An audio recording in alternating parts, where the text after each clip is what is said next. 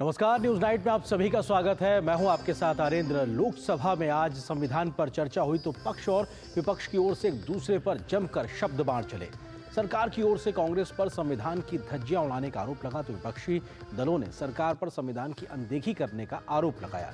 क्या रहा चर्चा में खास से इस मुद्दे पर करेंगे विस्तार से चर्चा। इसके अलावा दिखाएंगे खबर महाकुंभ की तैयारियों का, जिसका जायजा लेने आज प्रधानमंत्री मोदी प्रयागराज पहुंचे थे। इसके अलावा भी होगी देश दुनिया की हर जरूरी और महत्वपूर्ण खबर। शुरुआत हेडलाइंस के साथ।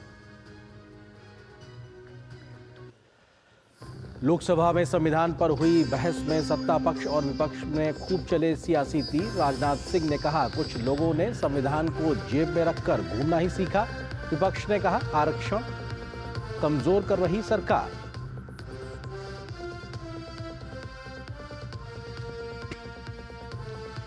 फिर नहीं चली राज्यसभा, सभापति के विरुद्ध अविश्वास प्रस्ताव पर जमकर बवाल। सभापति ने कहा, मैं किसान का बेटा, कमजोर नहीं पड़ूंगा। खड़गे ने कहा, मैं मजदूर किसान का पुत्र।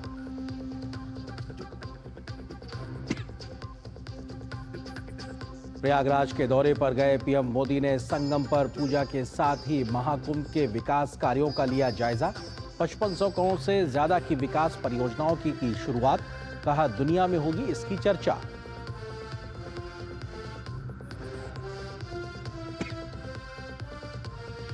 बांग्लादेश के मसले पर विदेश मंत्री ने फिर कहा, हिंदुओं के खिलाफ किसी भी तरह का अमर्यादित व्यवहार बर्दाश्त नहीं। अल्पसंख्यकों की सुरक्षा के लिए जरूरी कदम उठाए जाने पर जताया भरोसा।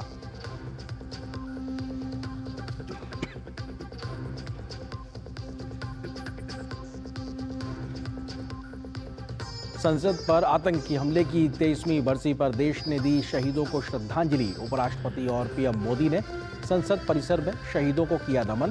पीएम ने कहा, उनका बलिदान हमारे देश को सदैव प्रेरित करता रहेगा।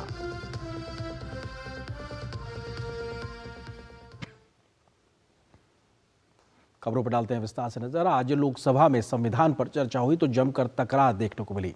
सरकार और विपक्ष की ओर से संविधान पर अपने अपने तीर छोड़े गए तो दोनों ओर से एक दूसरे पर शब्द बाणों की बौछार भी देखने को मिली।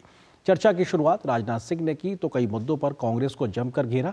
उधर विपक्ष की ओर से प्रियंका गांधी का पहला संसदीय भाषण भी आज देखने को मिला। चर्चा के दौरान दोनों ओर से हुई टीका टिप्पणियों की वजह से सदन को कई बार कुछ देर के लिए स्थगित भी करना पड़ा। लोकसभा में संविधान पर हुई चर्चा। पक्ष विपक्ष में खूब चले तीर। सरकार और बीजेपी ने कांग्रेस पर बोला हमला। विपक्ष ने सत्ता पक्ष पर साधा निशाना। संविधान को अंगीकार होने के 75 साल होने के मौके पर संसद में हो रही विशेष चर्चा की शुरुआत लोकसभा से हुई। लोकसभा में रक्षा मंत्री राजनाथ सिंह ने चर्चा की शुरुआत की और विस्तार से बताया कि कैसे मोदी सरकार ने हमेशा संविधान को मजबूत करने का काम किया है। नारी वंदन कानून से लेकर कश्मीर में अनुच्छेद 370 हटाने का फैसला हो, ओबीसी आयोग को संवैधानिक दर्जा देना हो या फिर सभी गरीबों को आवास और मुफ्त इलाज की सुविधा, मोदी सरकार ने संविधान की मूल भावना को आगे बढ़ाया है। रक्षा मंत्री राजनाथ सिंह ने कांग्रेस पर संविधान की भावना का निरादर करने का आरोप लगाया। विपक्ष के कई नेता संविधान की प्रति अपनी जेब में रखकर घूमते हैं। असल में उन्होंने बचपन से ही यही सीखा है। उन्होंने पीढ़ियों से अपने परिवार में संविधान को जेब में ही रखे थे। लेकिन अध्यक्ष महोदय, भारतीय जनता पार्टी संविधान को सिर माथे पर लगाती है।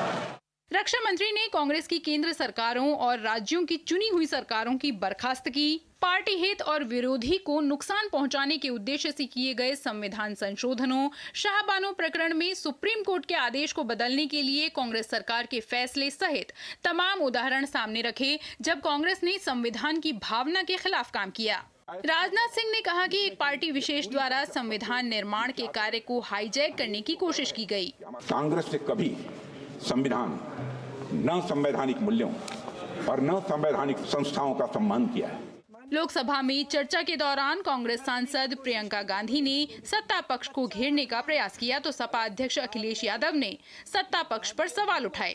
हमारा संविधान एक सुरक्षा कवच है, एक ऐसा सुरक्षा कवच है जो देशवासियों को सुरक्षित रखता है, न्याय का कवच है, एकता का कवच है और अभिव्यक्ति की आज़ादी का कवच है। जाति जनगणना जातियों के बीच दूरियां कम करेगा और तमाम हमारे ऐसे समाज के लोग जिनको न्याय नहीं मिला, जिनको अधिकार नहीं मिला है, अध्यक्ष महोदय, कम से कम जाति जनगणना के बाद उन्हें अधिकार और सम्मान दिलाने का काम भी हो सकेगा।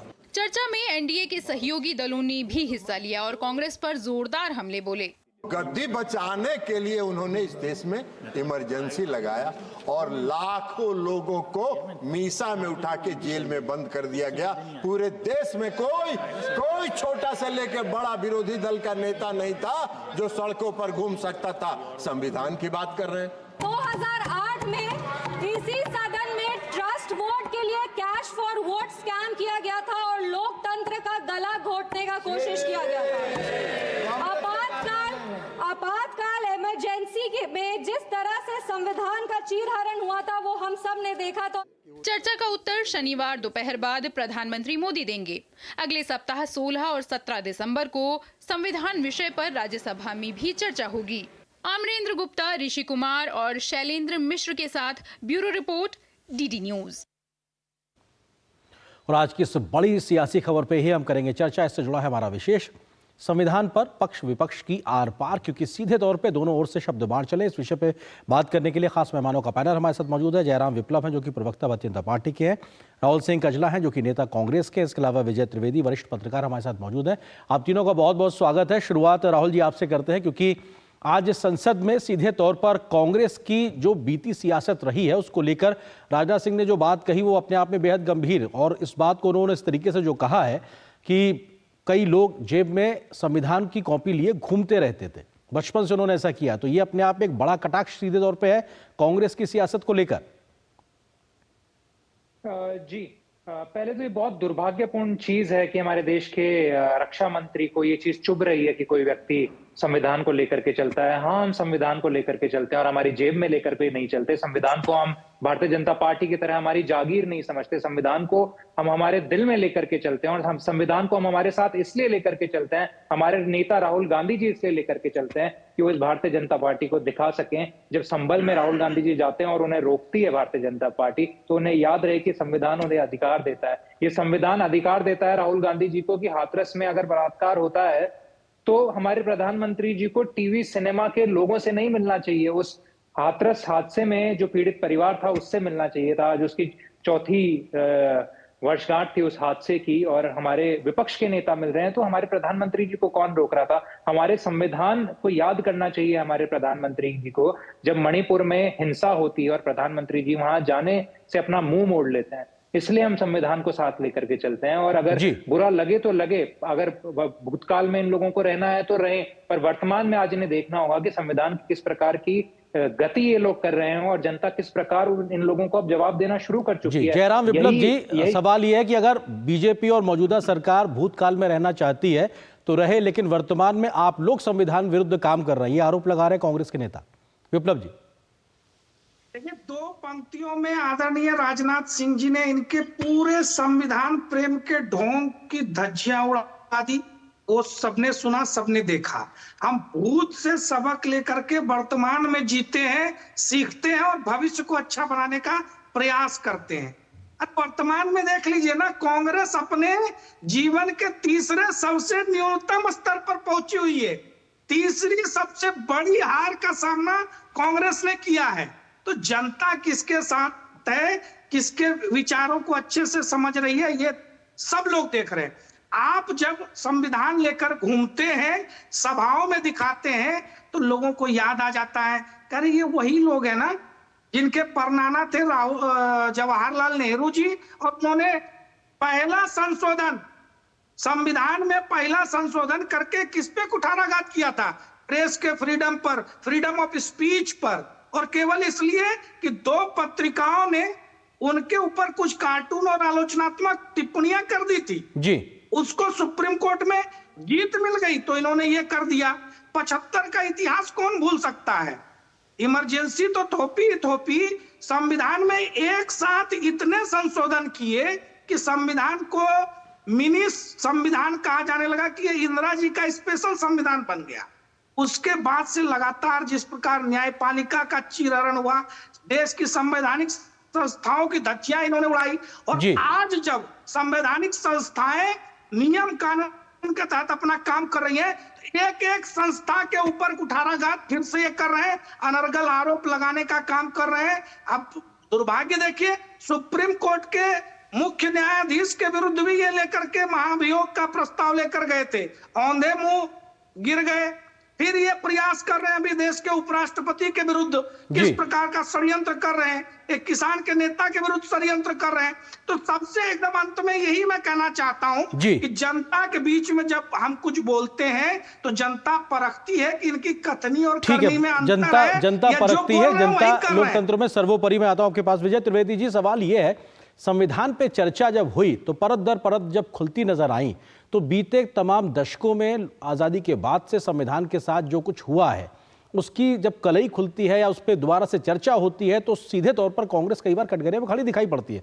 आज भी सीधे तौर पे वही हो रहा है। बिल्कुल ठीक बात है आरेंद्र जी। और जब संविधान की चर्चा करेंगे तो संविधान के इतिहास को भी याद करेंगे, और इतिहास ही आपको वर्तमान तक पहुंचाता है। आपका भविष्य कैसे मजबूत होता है कि आपने इतिहास में क्या किया है।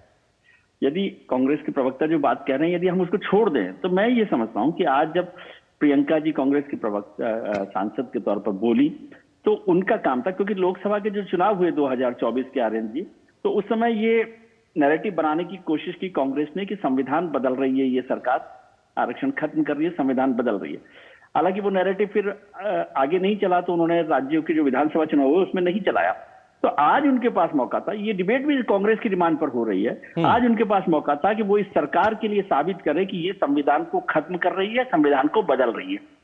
लेकिन प्रियंका जी के भाषण में मुझे एक भी बात ऐसी नहीं समझ आई, या अभी जो हमारे प्रवक्ता थे वो भी इस बात पर नहीं कहे कि ये सरकार कैसे संविधान को खत्म कर रही है।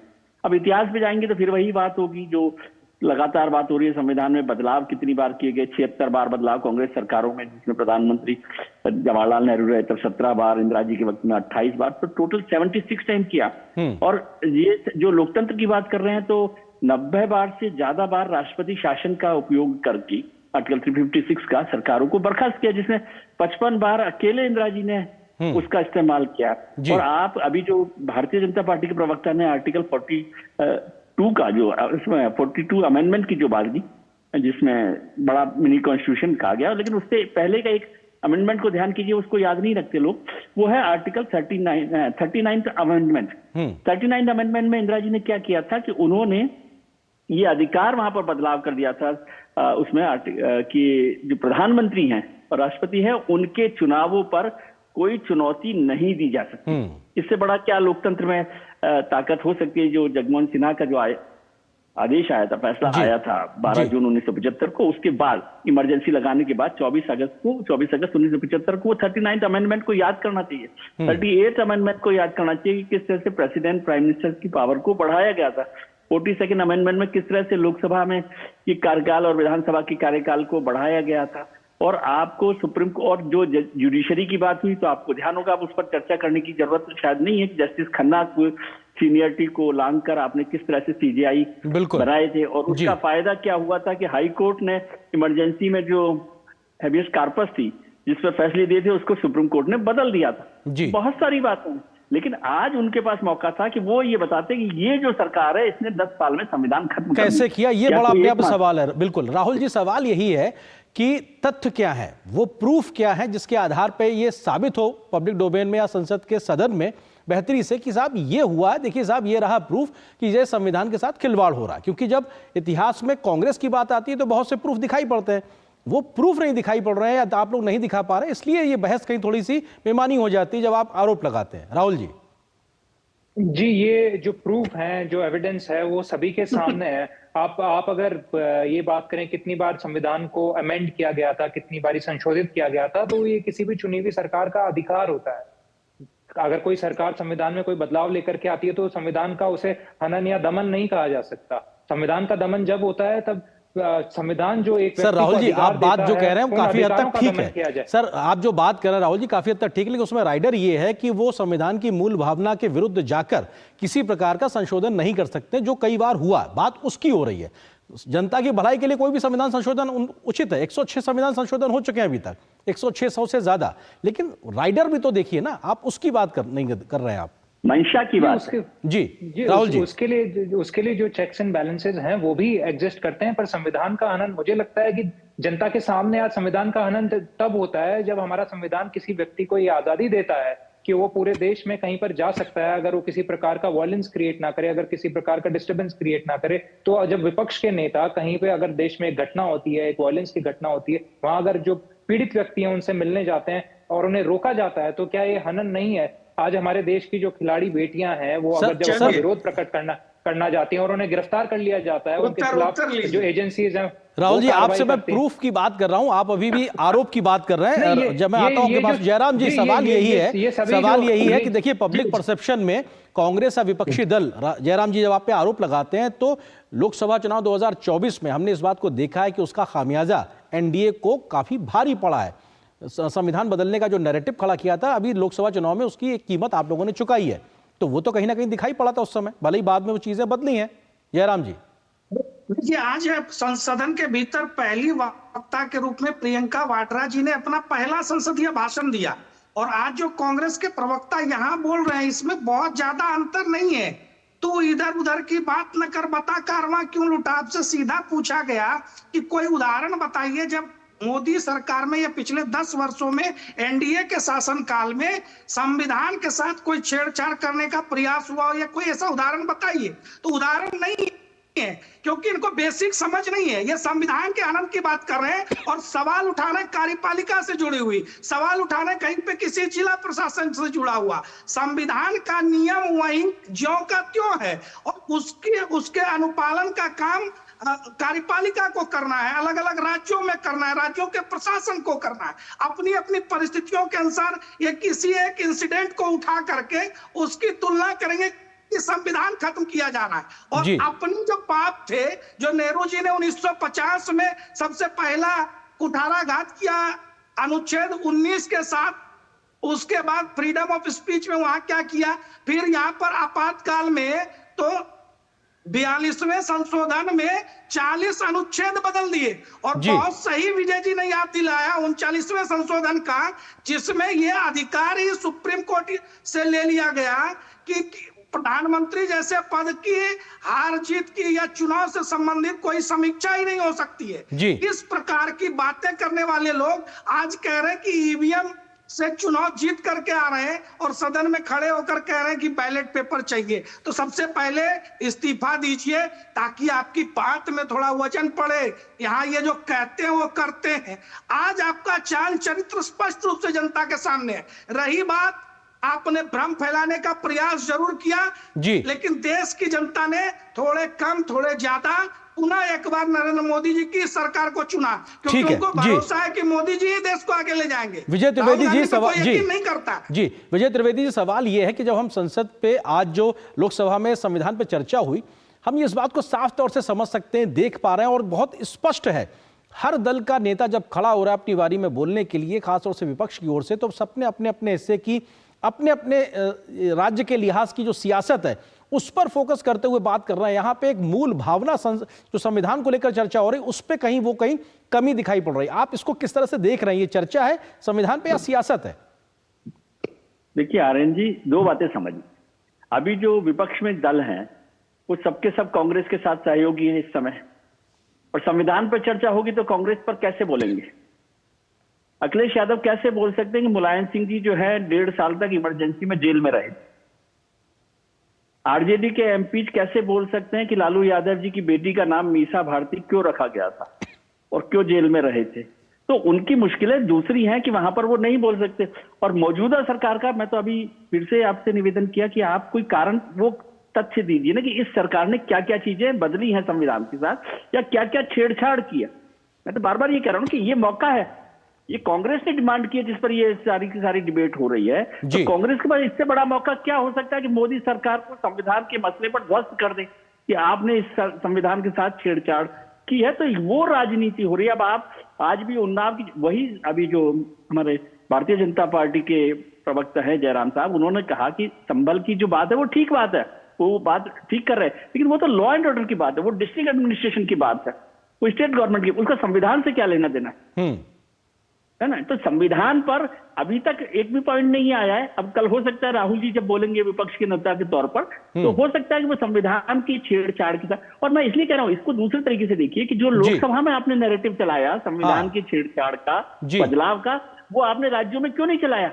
महाराष्ट्र में चलाते तो हो सकता है कुछ हो जाता, लेकिन आपको समझ में आया कि ये बदलाव वाला जो नैरेटिव है वो नहीं चल रहा। बिल्कुल, जमीन पे एक अलग स्थिति दिखाई पड़ रही है। राहुल जी, सवाल ये भी है कि आज प्रियंका जी का एक पहला सांसद के तौर पे संसद में भाषण था, लेकिन वो सेल्फ गोल करती नजर आई। हिमाचल की अपनी ही कांग्रेस की सरकार पे वो एक तरीके से हमलावर नजर आई। तो ये तो जिनसे सबसे ज्यादा उम्मीद है, राहुल गांधी, प्रियंका गांधी, जो पूरी नैया पार लगाने को आगे बढ़ेंगे, नेतृत्व करने की बात करते हैं पूरे इंडिया अलायंस का, वो अगर सेल्फ गोल करेंगे तो कैसे काम चलेगा?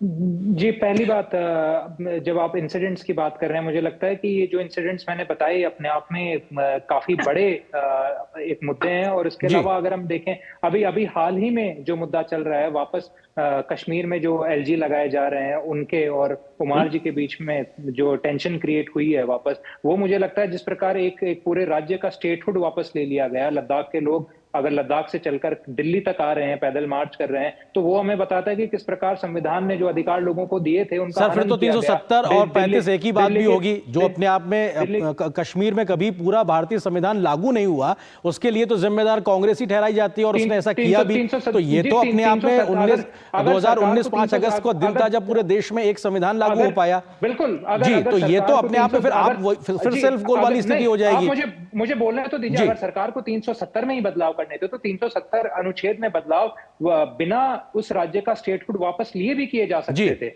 लद्दाख को तोड़ करके अलग किए बिना भी उस स्टेट का जो आर्टिकल 370 में बदलाव करने थे वो किए जा सकते थे। अगर दिल्ली में एलजी को सारे अधिकार दे दिए जाते हैं और मुख्यमंत्री से उसकी सारी शक्तियां छीन ली जाती हैं, तो कौन से संविधान को यहाँ पे चलाया जा रहा है? अपने हिस्से की गलतियों पे चर्चा नहीं चाहते हैं और इनके हिस्से की बातों पे आप सारी बात रखना चाहते हैं। फिलहाल वक्त की इतनी ही इजाजत है। बहुत बहुत शुक्रिया आप तीनों का हमारे साथ जुड़ने के लिए। माफ कीजिए जयराम जी, समय सीमित है। बहुत बहुत शुक्रिया आप तीनों का हमारे साथ जुड़ने के लिए, इस विषय पे विस्तार से बात करने के लिए बहुत शुक्रिया आप तीनों का। और अगली खबर का रुख करते हैं, जो कि राज्यसभा की कार्रवाई से जुड़ी हुई। राज्यसभा में विपक्षी दलों द्वारा सभापति के खिलाफ दिए गए अविश्वास प्रस्ताव की कड़वाहट लगातार बढ़ती जा रही है। राज्यसभा में आज फिर से सभापति और नेता प्रतिपक्ष मल्लिकार्जुन खड़गे के बीच तीखी तकरार देखने को मिली। सभापति ने कहा कि वो किसान के बेटे हैं, झुकेंगे नहीं, तो खड़गे ने कहा कि वो मजदूर के बेटे हैं। कार्रवाई के दौरान काफी देर तक दोनों के बीच टकराहट देखने को मिली। इस मुद्दे पर सरकार की ओर से तमाम दलों के नेताओं ने खड़गे के व्यवहार की जमकर निंदा की। राज्यसभा में सभापति और कांग्रेस में संग्राम, अविश्वास पर घमासान, मजदूर और किसान, जारी रहा विपक्ष का हंगामा। फिर नहीं चल सकी सदन की कार्यवाही। शीतकालीन सत्र के तीसरे सप्ताह के आखिरी दिन शुक्रवार को राज्यसभा में एक बार फिर से जमकर हंगामा हुआ। सभापति ने विपक्ष को आड़े हाथों लेते हुए कहा कि विपक्ष दिन रात केवल सभापति के खिलाफ अभियान चला रहा है। उन्होंने कहा कि यह अभियान मेरे खिलाफ नहीं बल्कि मेरी श्रेणी के खिलाफ है। पीड़ा महसूस कर रहा हूं, मेहरबानी कर दिल टटोलिए, मेहरबानी कर कुछ सोचिए। मैंने इज्जत देने में कोई कमी नहीं रखी है, मैंने बहुत बर्दाश्त किया है, आपने एक मुहिम चला रखी है। सभापति ने कहा कि मैं किसान का बेटा हूं, कमजोरी नहीं दिखाऊंगा, मैं देश के लिए मर जाऊंगा और मिट जाऊंगा। आप एक प्रस्ताव लाए हैं, यह आपका अधिकार है। इस पर विपक्ष की ओर से नेता प्रतिपक्ष मल्लिकार्जुन खड़गे ने भी कहा कि वो मजदूर के बेटे हैं। किसान का बेटा हूँ, कमजोरी नहीं दिखाऊंगा, देश के लिए मर जाऊंगा, मिट जाऊंगा। 24 घंटे एक ही काम है कि किसान का बेटा यहाँ क्यों बैठा है। आप प्रस्ताव लाए, आपका अधिकार है, प्रस्ताव पर चर्चा हो आपका अधिकार है, पर आपने क्या किया, संविधान की धज्जियां उड़ा दी। आप अगर किसान है तो मैं किसान मजदूर का बेटा, मैं खुद तुमसे भी ज्यादा। सदन में हो रहे हंगामे के बीच विपक्ष के तमाम सांसदों ने नेता प्रतिपक्ष के व्यवहार की तीखी आलोचना की, तो वहीं विपक्ष के सांसदों ने भी विपक्ष पर लगाए गए व्यक्तिगत आरोपों को सदन की कार्यवाही से निकालने की मांग रखी। ये किसान विरोधी है पूरी तरह से। एक किसान का बेटा जो संवैधानिक पद के ऊपर बैठा हुआ है, इनको बर्दाश्त नहीं हो रहा। You are the custodian of this house, custodian of the rules. The house has to function upon the procedures and rules, sir.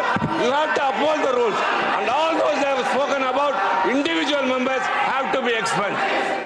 सभापति ने सभी सदस्यों से सदन चलाने की अपील की और कहा कि सदन चलाना राष्ट्र और देश के लिए जरूरी है। सभापति के बार-बार आग्रह के बावजूद हंगामा जारी रहा, जिसके चलते सदन की कार्यवाही सोमवार सुबह 11 बजे तक के लिए स्थगित करनी पड़ी। अमरेंद्र और शैलेंद्र के साथ ऋषि कुमार, डीडी न्यूज, दिल्ली। और आगे आपको खबर दिखाएंगे उत्तर प्रदेश के प्रयागराज में विकास परियोजनाओं की बड़ी सौगात की, जहां प्रधानमंत्री नरेंद्र मोदी आज पहुंचे थे। उन्होंने जहां पे संगम को प्रणाम किया, साथ ही साथ विकास की सौगात दी है। इस खबर पे होगी नजर इस छोटे से ब्रेक के बाद।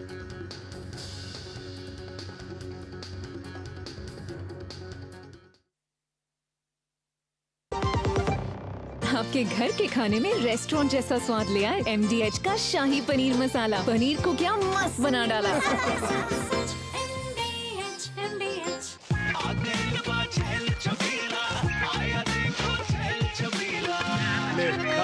अच्छा भैया, मेरी गाय को भी अपने हाथों से चारा खिला दो। अरे खिलाई देते हैं। हमारी गाय भैया।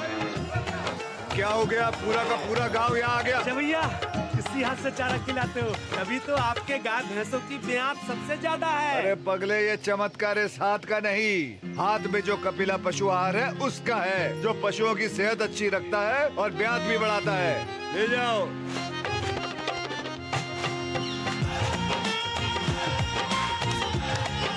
कपिला, देश का नंबर 1 पशु आहार। एक ऐसा तबका जो रिटायरमेंट के बारे में आज भी बिल्कुल नहीं सोचता, वो है औरतें। औरतें कमा के भी वल्नरेबल हैं। सो एनपीएस एक इक्वालिटी ला रहा है, हम सब एक बराबर प्लेटफॉर्म पे हैं। अपने बेहतर कल को सुनिश्चित करने के लिए एनपीएस जरूरी है। मेरी पसंद, मेरी पसंद, मेरी पसंद, मेरी पसंद, हमारी पसंद, हम सबकी पसंद। मजबूत देश का मजबूत सरिया हो गया स्टील। गोल्डी मसाले के 100 ग्राम के स्पेशल पैक्स में फ्रेशनेस लॉक है। ऐसे गोल्डी मसाले जहां जाएं रिश्ते बनाएं। और ब्रेक के बाद आप सभी का एक बार फिर से स्वागत है। और अब बात प्रयागराज की। प्रधानमंत्री नरेंद्र मोदी आज उत्तर प्रदेश के प्रयागराज के दौरे पे थे, जहां उन्होंने 1 महीने बाद शुरू होने वाले महाकुंभ की तैयारियों का जायजा लिया, तो हजारों करोड़ रुपए की विकास परियोजनाओं की शुरुआत भी की। पीएम मोदी ने सबसे पहले संगम तट कर कुंभ कलश पूजन किया, तो संगम की आरती भी की। पीएम मोदी ने लेटे हुए हनुमान जी की पूजा अर्चना की। प्रधानमंत्री मोदी की प्रयागराज यात्रा में कैसी दिखी विरासत और विकास की तस्वीर, देखिए इस रिपोर्ट में। ये केवल 3 पवित्र नदियों का ही संगम नहीं है। प्रयाग के बारे में कहा गया है, माघ मकरगत रबी जब होई, तीरथ पति ही आव सब कोई। जब सूर्य मकर में प्रवेश करते हैं, सभी दैवीय शक्तियां, सभी तीर्थ, सभी ऋषि, महर्षि, मनीषी प्रयाग में आ जाते हैं।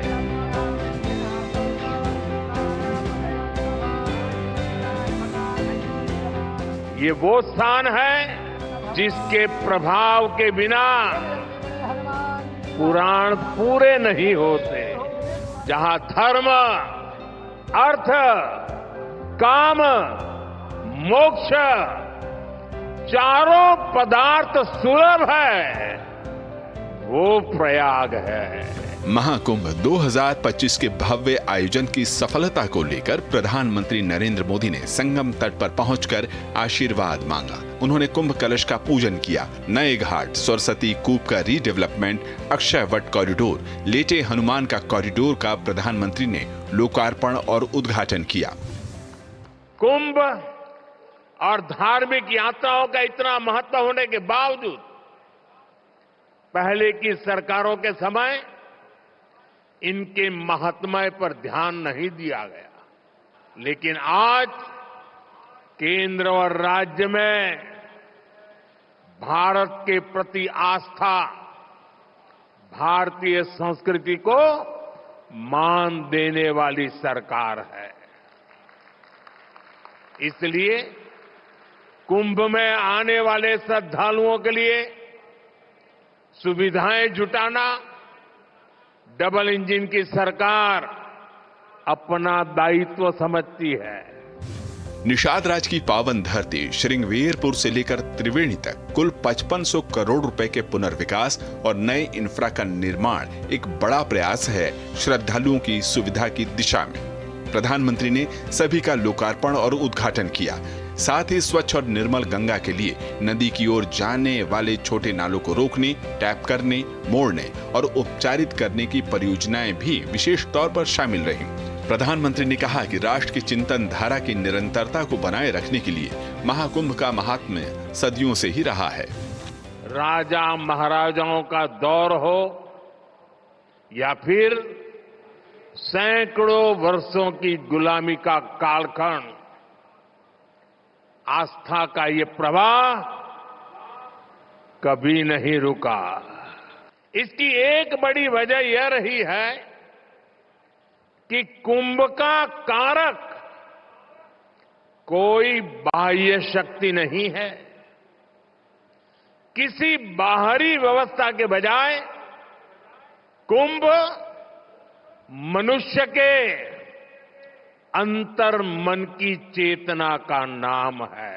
यहां जातियों का भेद खत्म हो जाता है, संप्रदायों का टकराव मिट जाता है।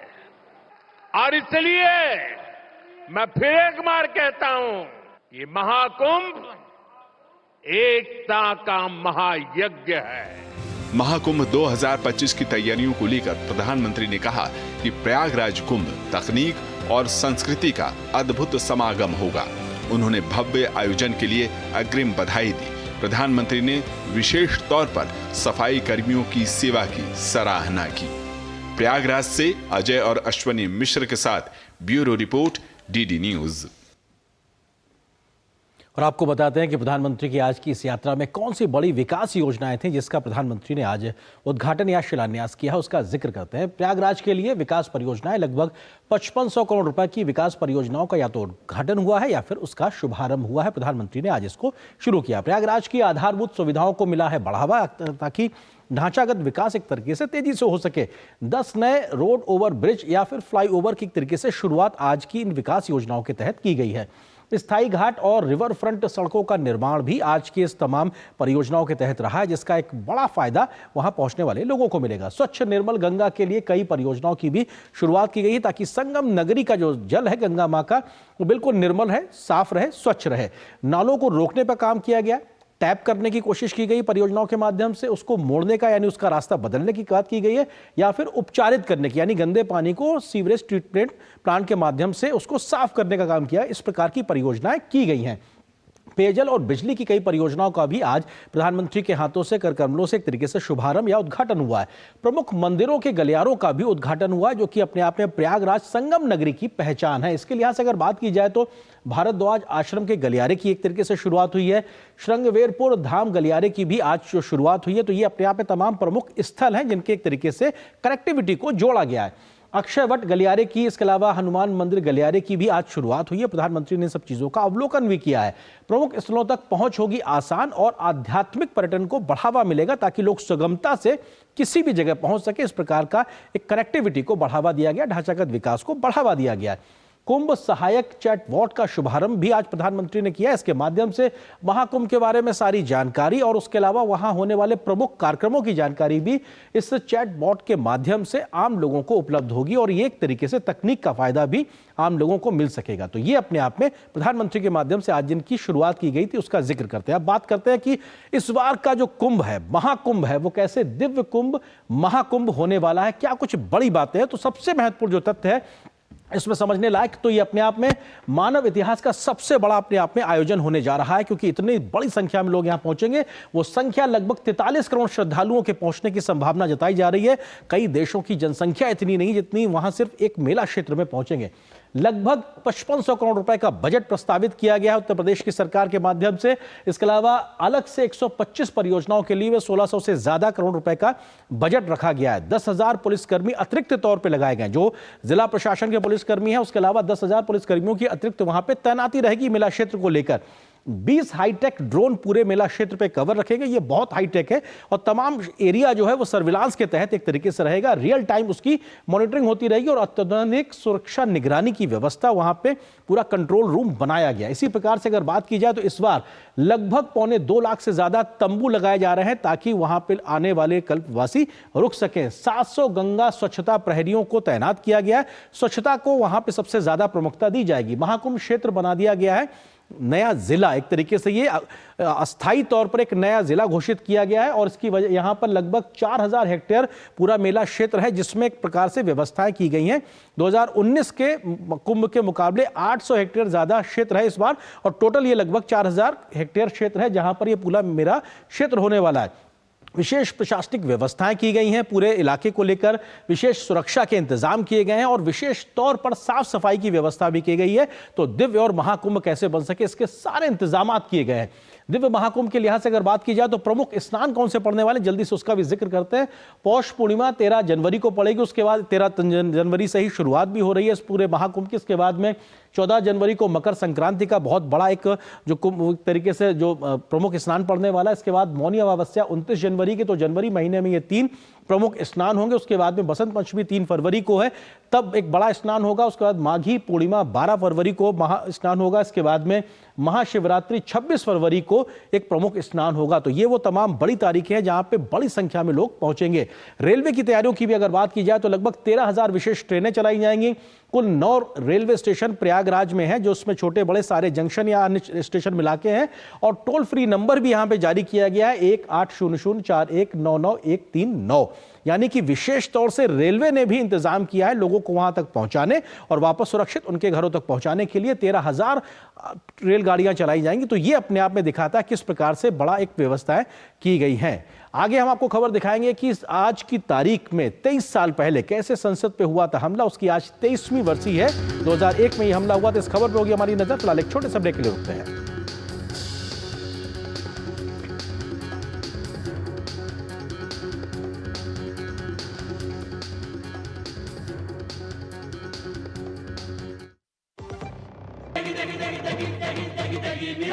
MDH की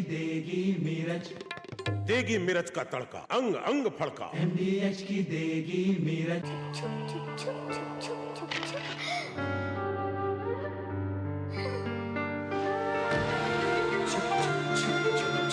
आ जाओ। Yes papa. जिंदगी किसी के लिए नहीं रुकती, हम भी आपको कहाँ रुकने देंगे। जिंदगी के हर मोड़ पर LIC है तो इंश्योर्ड है।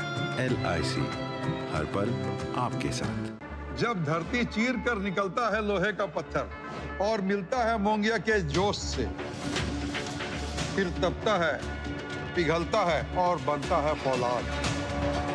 अब होता है सरिया सारी खूबियों के साथ। मोंगिया स्टील, मजबूत देश का मजबूत सरिया। MDH का किचन किंग किचन में हो तो हम सब कुछ बना सकते हैं। बैंगन का भरता, आलू गोभी, भिंडी मसाला और भी बहुत कुछ। MDH।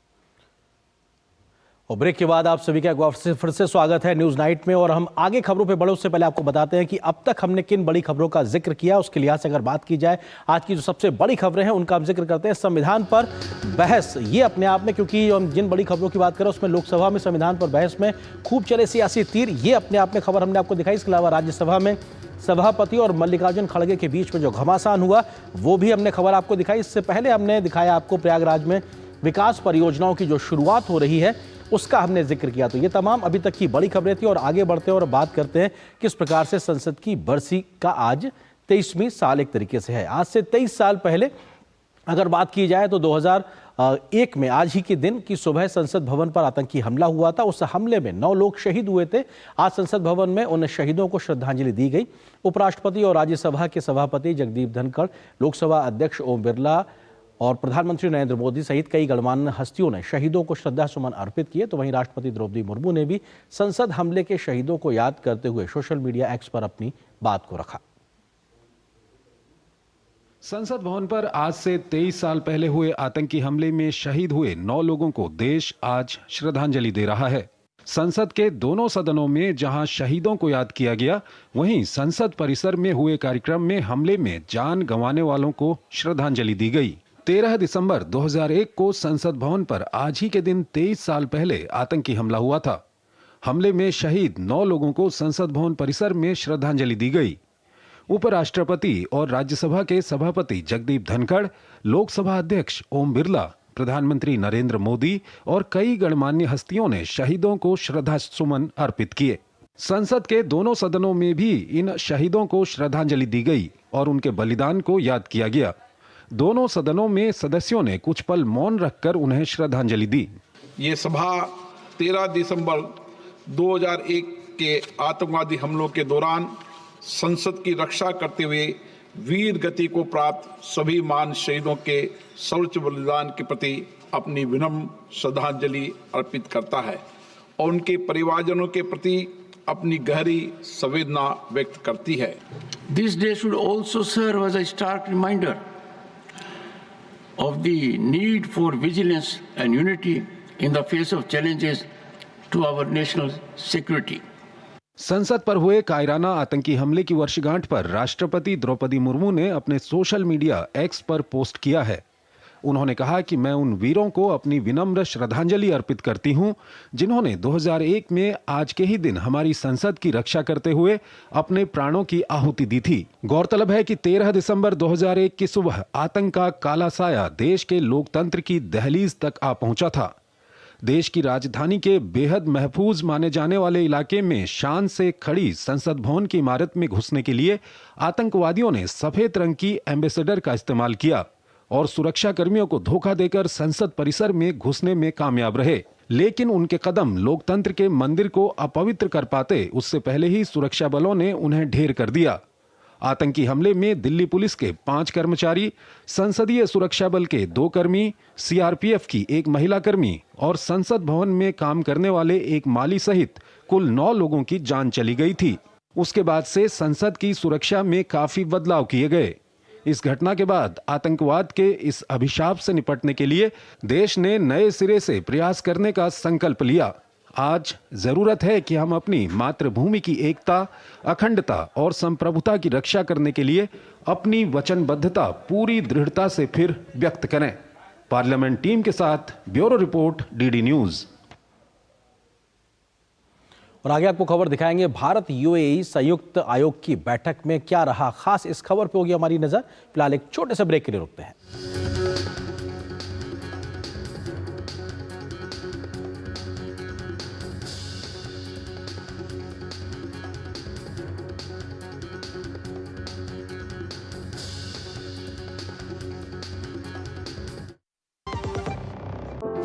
अनुभव कीजिए शुद्ध MDH बादाम रोगन का प्यार। सेहत बनके रग-रग में दौड़े, त्वचा में समाए, हाइड्रेट करे, हर उम्र की त्वचा का पोषण करे। You deserve the purity. MDH बादाम रोगन, नेचुरल, टेंडर, प्योर। चमके चमके। डॉक्टर दादू, ये प्रीमियम क्या होता है? बेटा प्रीमियम मतलब समझ लो पेट्रोल। जब तक कार में पेट्रोल है तब तक कार चलेगी, पेट्रोल खत्म कार स्टॉप। पर पापा इस बार पेट्रोल खत्म होने पर भी कार चलती रहेगी। वो कैसे? LIC के जीवन लाभ में प्रीमियम पेमेंट हो जाए स्टॉप, पर पॉलिसी के फायदे चलते रहते हैं। मतलब अब लाइफ की गाड़ी चलेगी नॉन स्टॉप। LIC हर पल आपके साथ। मेरी पसंद, मेरी पसंद, मेरी पसंद, मेरी पसंद है। हमारी पसंद। हम सबकी पसंद। मजबूत देश का मजबूत सरिया Mongia steel.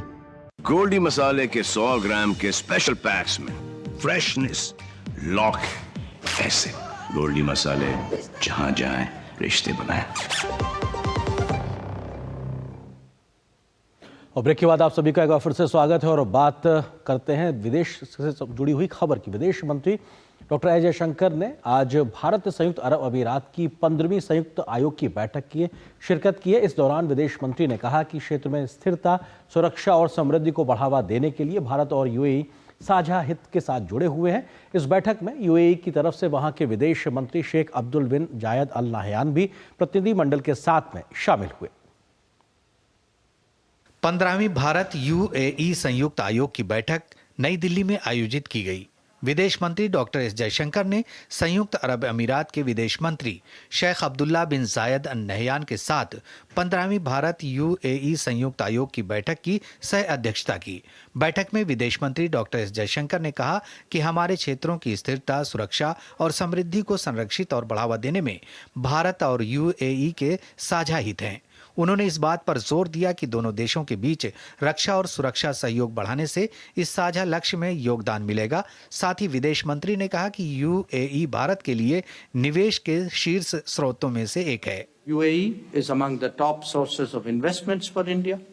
We also recognize the growing Indian investments into UAE, leveraging its strategic location as a trade hub for the Middle East, Europe and Africa. Our energy cooperation has further consolidated with several long-term oil and gas contracts signed recently.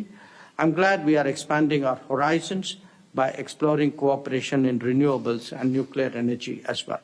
15वीं Bharat UAE संयुक्त आयोग की बैठक के अवसर पर अमीरात ध्रुवीय mission संचालन समिति और राष्ट्रीय ध्रुवीय एवं महासागर अनुसंधान केंद्र NCPOR के बीच ध्रुवीय अनुसंधान सहयोग पर एक समझौता ज्ञापन पर हस्ताक्षर किए गए। They discussed all matters: defense relationship, energy partnership, geopolitical issues, what's happening in West Asia.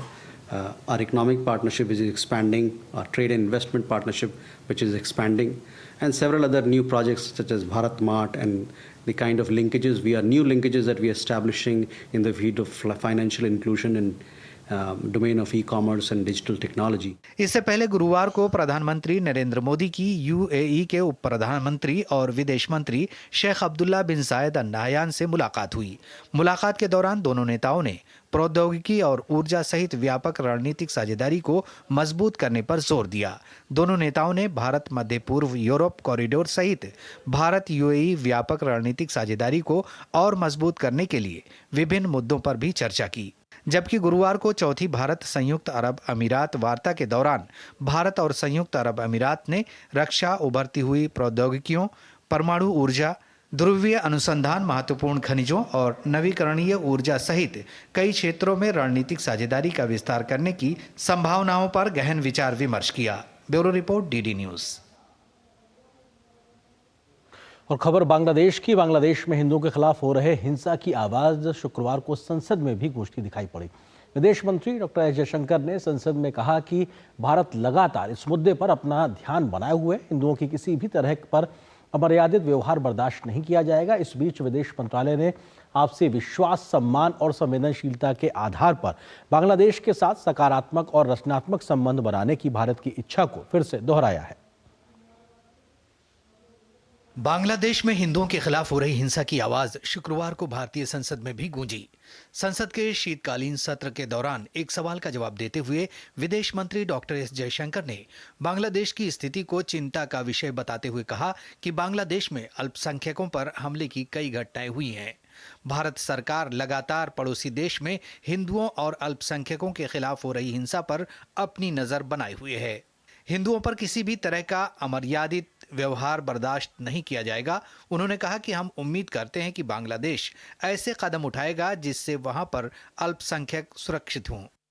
With regard to the treatment of minorities in Bangladesh, it has been a source of concern. There have been multiple incidents of attacks on them. We have drawn our concern to their attention. Recently, Foreign Secretary visited Dhaka. This subject came up during his meeting, and it is our expectation that in its own interest, Bangladesh would take measures so that its minorities are safe. विदेश मंत्रालय के प्रवक्ता रणधीर जायसवाल ने विदेश सचिव विक्रम मिस्री की हालिया बांग्लादेश की यात्रा का जिक्र करते हुए भारत बांग्लादेश के साथ आपसी विश्वास, सम्मान और संवेदनशीलता के आधार पर बांग्लादेश के साथ सकारात्मक और रचनात्मक संबंध बनाने की भारत की इच्छा की बात कही। उन्होंने कहा कि अल्पसंख्यकों की सुरक्षा और कल्याण से संबंधित चिंताओं से बांग्लादेश को अवगत कराया गया। He went there on 9th of December. He had Foreign Office consultations. He also met the Chief Advisor and thereafter the Foreign Affairs Advisor of Bangladesh. Foreign Secretary highlighted during his talks India's support for a democratic, stable, peaceful, progressive and inclusive Bangladesh. He also reiterated India's willingness to build a positive and constructive relationship with Bangladesh based on mutual trust and respect and mutual sensitivity to each other's concerns and interests. Foreign Secretary also discussed certain developments and issues and conveyed India's concerns, especially those relating to the safety and welfare of minorities. He also raised some regrettable incidents of attacks on cultural and religious issues and diplomatic properties. Understanding that Foreign Secretary's visit will help in sustaining bilateral engagement between India and Bangladesh with a view to addressing concerns as well as advancing the substantive issues in the relationship. इस बीच बांग्लादेश की पर्यावरण सलाहकार सैयदा रिजवाना हसन ने भारत बांग्लादेश संबंधों पर छाए राजनीतिक बादलों को हटाने के महत्व पर प्रकाश डाला। उन्होंने दोनों देशों के हित में संबंधों पर छाए राजनीतिक बादलों के छटने पर जोर दिया और कहा कि पारस्परिक लाभ के लिए सामंजस्यपूर्ण साझेदारी को बढ़ावा देना जरूरी है। Bureau report, DD news. और अब बात पुष्पा की। हैदराबाद के संध्या थिएटर भगदड़ मामले को लेकर तेलंगाना हाई कोर्ट ने पुष्पा स्टार अल्लू अर्जुन को शुक्रवार को जमानत दे दी। इससे पहले आज सुबह ही उन्हें गिरफ्तार भी किया गया था। क्या कुछ मामला था, ये आपको सिलसिलेवार तरीके से बताते हैं। हैदराबाद के संध्या थिएटर में पुष्पा 2 की स्क्रीनिंग के समय एक हादसा हुआ था। उस वक्त ये पूरी घटना सामने आई थी। उस हादसे के समय दौरान भगदड़ का एक पूरा मामला आया था। इस भगदड़ के मामले में एक दुखद तौर पर एक महिला की मृत्यु भी हुई थी और ये अपने आप में खबर है। उसके बाद में एक 35 वर्षीय महिला की मौत हो गई थी, जिसके बाद एक तरीके से वहां के प्रशासन ने एक मामला दर्ज किया था जिसमें अल्लू अर्जुन का नाम भी था। इस मामले में सुबह अभिनेता को गिरफ्तार कर पुलिस ने एक तरीके से वहां के संबंधित थाने में ले गई थी। उसकी सुबह अल्लू अर्जुन की गिरफ्तारी हुई थी। उसके बाद एक स्थानीय अदालत में उनको पेश किया गया, लेकिन स्थानीय अदालत के माध्यम से अल्लू अर्जुन को 14 दिन की पुलिस हिरासत में भेज दिया गया था। अदालत ने उनको न्यायिक हिरासत में भेजने का एक तरीके से आदेश दिया था। उसके बाद ये मामला पहुंचा हाई कोर्ट में और हाई कोर्ट से किस प्रकार से इसके बाद अल्लू अर्जुन को चंगलगुडा जेल ले जाया गया और एक तरीके से जो स्थानीय अदालत थी उसके फैसले के बाद में उनको जेल तक भी जाना पड़ा। कुछ ही देर बाद तेलंगाना हाई कोर्ट ने उनको जमानत दे दी, क्योंकि उनके वकील वहां पे पहुंचे थे और वहां पर इस मामले को आगे रखा तो वहां पर उनको जमानत दे दी गई। 4 दिसंबर को हुई थी हैदराबाद के संध्या थिएटर में भगदड़।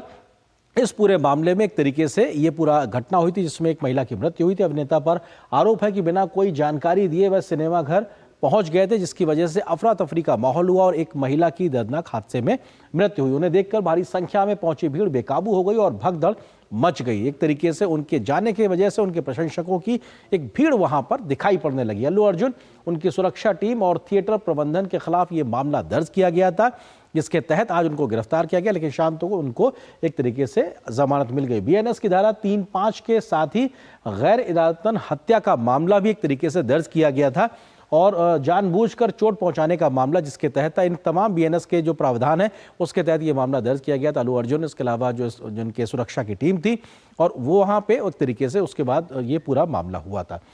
अगली खबर पे बढ़ते हैं और ये खबर जो है दिल्ली के लाल किले से जुड़ी हुई है। लाल किले पर मालिकाना हक के दावे की याचिका खारिज हो गई है और ये भी अपने आप में आज की बड़ी खबर है। दिल्ली उच्च न्यायालय ने क्या कुछ कहा, आपको उसके बारे में बताते हैं, क्योंकि दावा करने वाली अंतिम मुगल सम्राट बहादुर शाह जफर द्वितीय की जो पत्नी थी, उनका की जो विधवा थी, उनकी जो याचिका थी, दिल्ली हाईकोर्ट ने उसको खारिज कर दिया है और ये खारिज होने के बाद में ये अपने आप में एक बड़ा मामला बनता दिखाई पड़ रहा था। मुगल सम्राट बहादुर शाह जफर द्वितीय के परपोते की विधवा ने की थी याचिका, उसको आज दिल्ली हाईकोर्ट ने खारिज कर दिया है। सुल्तान बेगम ने खुद के कानूनी उत्तराधिकारी होने का दावा पेश किया था, जिसके बाद ये वो मामला पहुंचा था दिल्ली हाईकोर्ट में। हाईकोर्ट की सिंगल जज ने 2021 में दिए आदेश को चुनौती दी थी और वो एक तरीके से उसकी सुनवाई हो रही थी। उस सुनवाई के तहत बेंच ने कहा कि ये अपील सिंगल बेंच के आदेश के बाद 2.5 साल की देरी से दायर हुई है। ये जो कि 90 दिन का समय होता है वो समय सीमा पार हुई थी। अपील में इतनी देरी को माफ नहीं किया जा सकता है, क्योंकि अपील के लिए एक तरीके से 3 महीने 90 दिन का सामान्य तौर पर प्रक्रिया होती है। 2.5 साल का समय लगा, इसलिए उसको खारिज किया गया। सुल्ताना बेगम ने दलील दी थी कि खराब सेहत और बेटी की मौत के चलते उन्हें याचिका दायर करने में देरी हुई है, लेकिन कोर्ट ने इस दलील को नहीं माना। कोर्ट ने इस दलील को अस्वीकार कर दिया और ये कहा कि नहीं साहब, आपकी ये मेंटेनेबल नहीं है और इसलिए उस बात को नहीं माना गया। आगे बढ़ेंगे और आपको दिखाएंगे फटाफट खबरें, लेकिन उससे पहले एक छोटे से ब्रेक के लिए रुकते हैं, बहुत जल्द हाजिर होते हैं।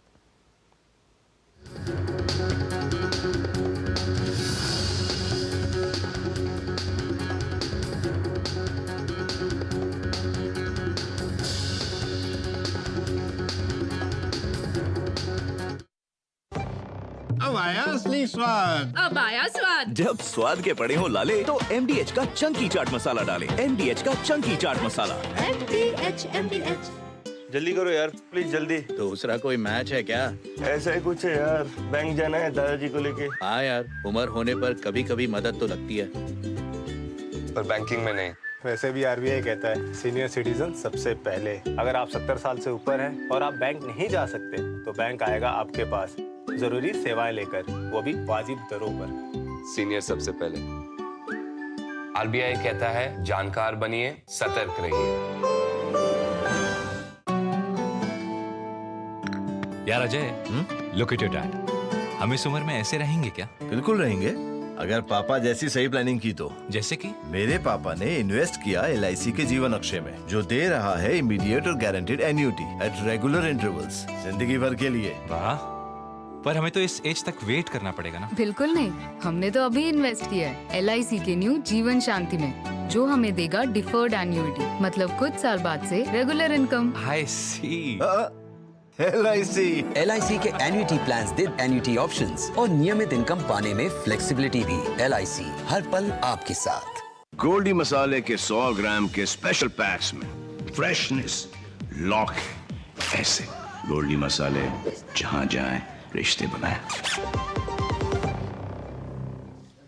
और न्यूज नाइट के अंत में आपको छोड़ जाते हैं कुछ और राष्ट्रीय महत्व की खबरों के साथ। फटाफट अंदाज में आप देखिए इन खबरों को, मुझे दीजिए अनुमति। नमस्कार।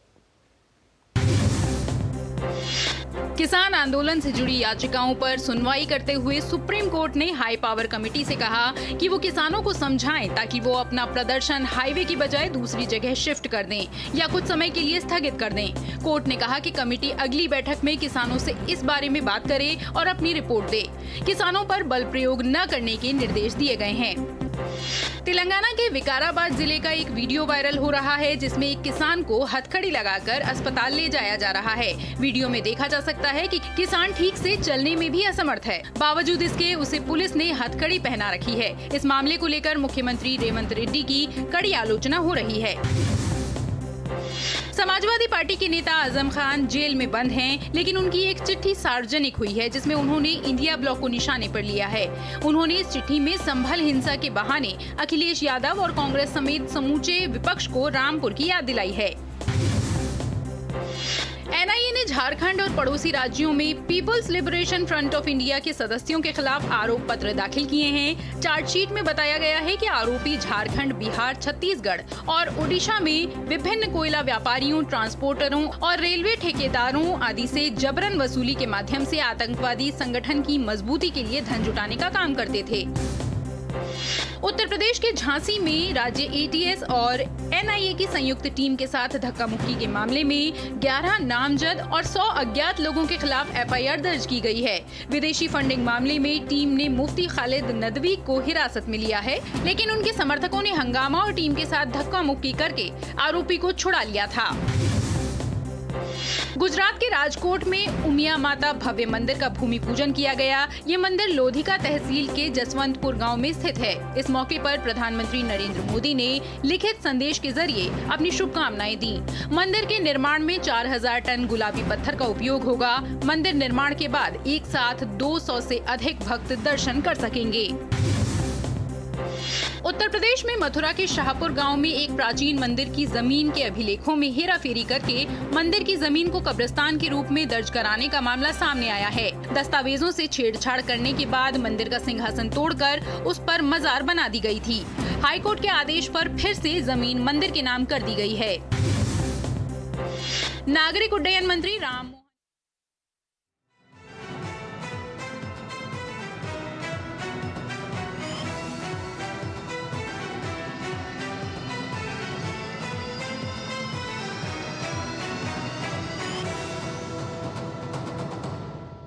न्यूज नाइट के प्रायोजक थे LIC, जिंदगी के साथ भी जिंदगी के बाद भी।